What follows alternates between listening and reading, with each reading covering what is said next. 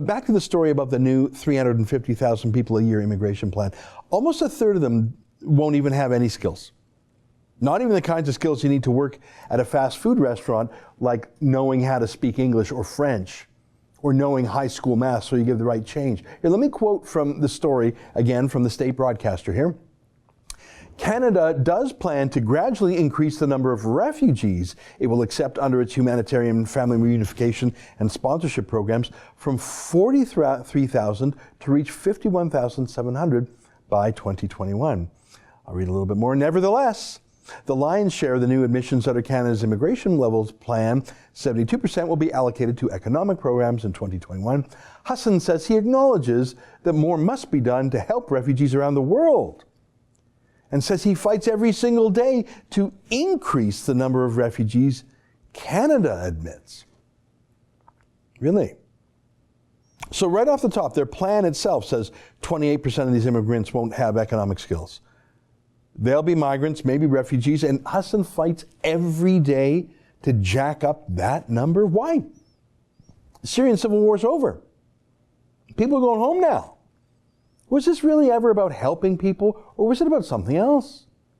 Here's a weird story in the Globe. UN asks Canada to resettle more refugees displaced in Horn of Africa.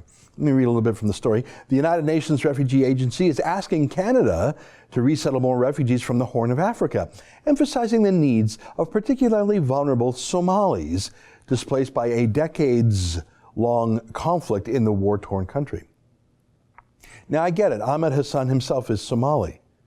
He wants to bring in his fellow Somalis, but what about Canada's interests?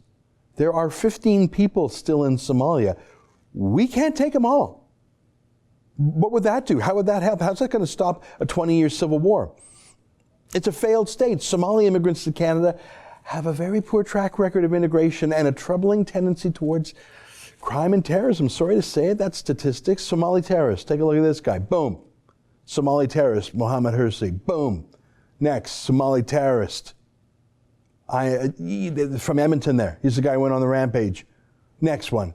Somali terrorist. This guy was acquitted. He walked into Canadian Forces Recruitment Center, stabbed up the joint, but he was acquitted for being mentally ill. Yeah, there's a lot of terrorists and a lot of mental illness coming from Somalia. Disproportionate, I bet. I think it's probably why the United States put Somalia on the list of the 7 countries in the world from which it is banning migration because of terrorism. Now, I know that, of course, not every Somali is a terrorist, and that's great.